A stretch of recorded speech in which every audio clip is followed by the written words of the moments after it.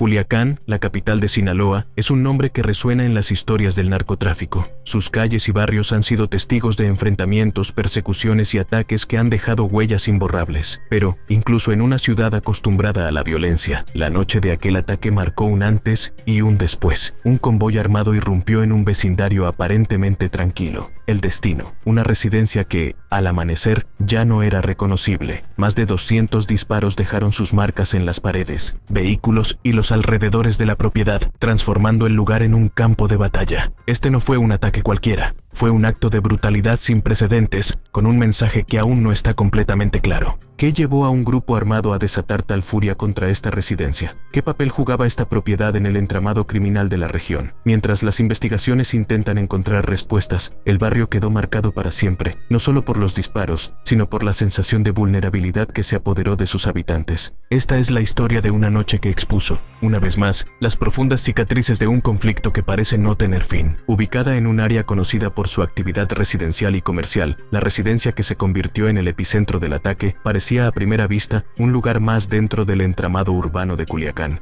Sin embargo, su ubicación estratégica, cerca de avenidas principales y zonas de difícil acceso para las autoridades, levantaba sospechas entre quienes conocen las dinámicas de la región. La noche comenzó como cualquier otra. Las calles, poco transitadas, apenas daban indicios de lo que estaba por ocurrir. Sin previo aviso, un convoy de vehículos blindados irrumpió en la zona. Testigos describen cómo los automóviles avanzaron con precisión militar, bloqueando las vías de escape alrededor de la residencia. Eran hombres equipados con armas de alto calibre, listos para desatar una ráfaga de destrucción. El ataque comenzó poco después de las 11:00 de la noche. Los primeros disparos resonaron como un trueno, rompiendo la calma y enviando a los residentes cercanos a refugiarse en sus hogares. Durante más de 15 minutos, el sonido de los rifles de asalto AK-47 y las ametralladoras automáticas llenó el aire. Cada bala dejaba su marca, transformando las paredes de la residencia en un colador de concreto y madera. Las descripciones de los vecinos son unánimes, una escena de caos absoluto. Desde los balcones y ventanas, solo podían observar flashes de luz provenientes de las armas, acompañados por el eco ensordecedor de los disparos. Los vidrios de las ventanas estallaban como si fueran de papel, y el suelo alrededor de la propiedad pronto se llenó de casquillos de bala. Mientras el tiroteo continuaba, la residencia se convertía en una fortaleza devastada. Los vehículos estacionados en el perímetro fueron igualmente alcanzados por las balas, quedando reducidos a estructuras metálicas perforadas. La puerta principal, reforzada con acero, logró resistir parte del embate inicial, pero finalmente cedió ante el impacto acumulado. Lo más inquietante del ataque fue su precisión. No hubo víctimas colaterales, un detalle que lleva a pensar que se trataba de un mensaje directo y personal. Los atacantes sabían exactamente a quién apuntaban y lo que querían lograr con su despliegue de fuerza. Cuando los disparos cesaron, el convoy se retiró con la misma coordinación con la que había llegado, dejando atrás una escena que parecía sacada de una película de guerra. En el lugar, las autoridades encontraron más de 200 casquillos de bala, la mayoría correspondientes a calibres utilizados en enfrentamientos de alto impacto. Los primeros peritajes indicaron que la residencia había sido utilizada como base operativa por un grupo criminal local. En su interior, se hallaron indicios de actividades ilícitas, aunque las autoridades se han reservado los detalles específicos mientras las investigaciones continúan. Este ataque, sin embargo, no fue solo un acto de violencia, fue un recordatorio de cómo el control territorial y los mensajes de poder se manifiestan en Culiacán, una ciudad donde cada disparo tiene un significado y cada ataque deja un rastro imborrable en la memoria colectiva. Cuando las primeras luces del día iluminaron el vecindario, la magnitud de la destrucción quedó al descubierto. La residencia, que había sido el objetivo del ataque, parecía más un edificio en ruinas que un hogar. Las paredes estaban repletas de agujeros de bala, como si fueran un lienzo que contaba la historia de una noche de brutalidad. El frente de la propiedad era el área más afectada. La fachada estaba casi completamente destruida, con secciones de concreto desprendidas y ventanas reducidas a marcos vacíos. Los vidrios, rotos por la ráfaga de disparos, formaban un manto brillante sobre el pavimento. Los vehículos estacionados cerca del inmueble, algunos blindados, mostraban claros signos del poder de las armas utilizadas. Las carrocerías estaban perforadas de lado a lado, los neumáticos reventados y los interiores calcinados por impactos incendiarios.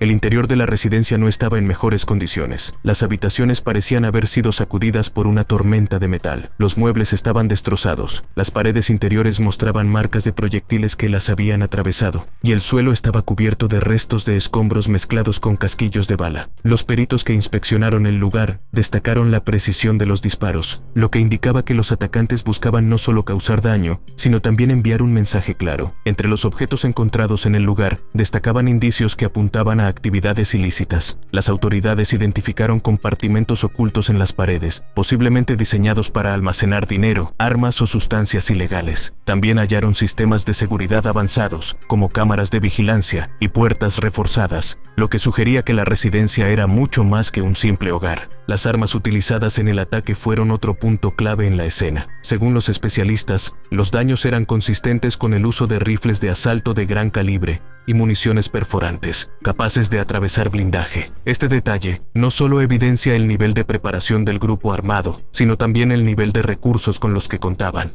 El ambiente en el vecindario era tenso. Los vecinos, todavía en estado de shock, se mantenían cautelosos, evitando dar declaraciones que pudieran comprometer su seguridad. Las calles, normalmente animadas, permanecían desiertas mientras las autoridades trabajaban en el lugar. La residencia quedó como un testimonio silencioso de la violencia que había sacudido la zona. Para algunos, era una advertencia clara. Para otros, una muestra de la impunidad con la que los grupos armados operan en Culiacán. Culiacán es mucho más que la capital de Sinaloa. Es el epicentro de una guerra que se libra en las sombras. Durante décadas, la ciudad ha sido escenario de enfrentamientos entre grupos criminales que compiten por el control de una de las rutas de narcotráfico más codiciadas del mundo.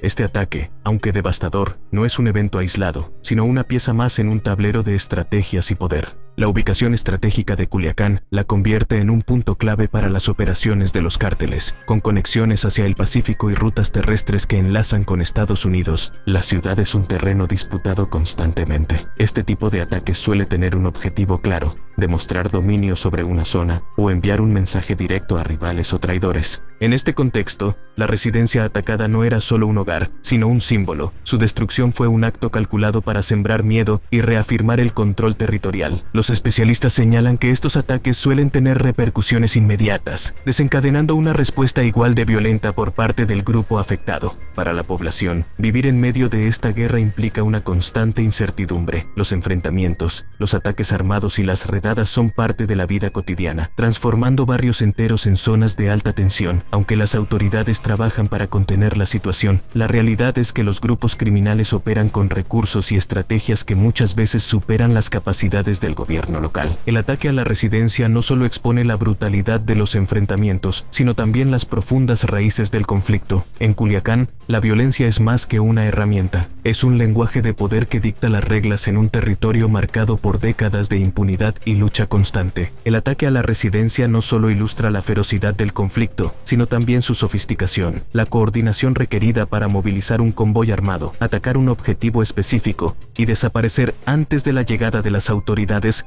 refleja un nivel de planificación que está lejos de ser improvisado. Estas acciones no son meros actos de violencia al azar, son movimientos estratégicos diseñados para desestabilizar, intimidar y reafirmar el control. Además, la residencia en cuestión parecía tener un peso significativo en el entramado criminal. Las investigaciones preliminares sugieren que podría haber funcionado como un centro de operaciones o un refugio seguro para figuras clave. Esto explicaría la intensidad del ataque, ya que en esta guerra los territorios no son solo físicos, sino también simbólicos.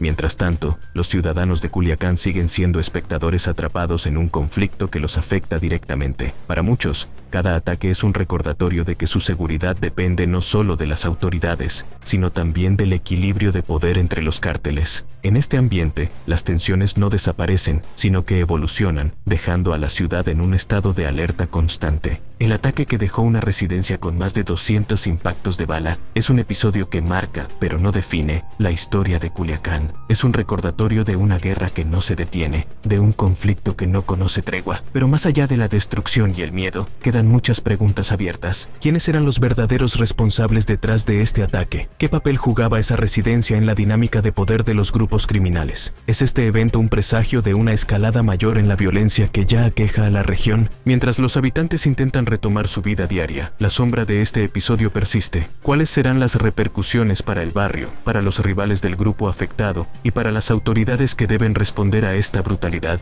¿Estamos viendo una nueva etapa en el conflicto de Culiacán o simplemente otra otra página en una historia sin final. La violencia en Sinaloa no es solo un titular, es una realidad compleja y devastadora que sigue evolucionando. La verdadera pregunta es, ¿cómo terminará todo esto? ¿Y quién tendrá el control cuando el polvo finalmente se asiente?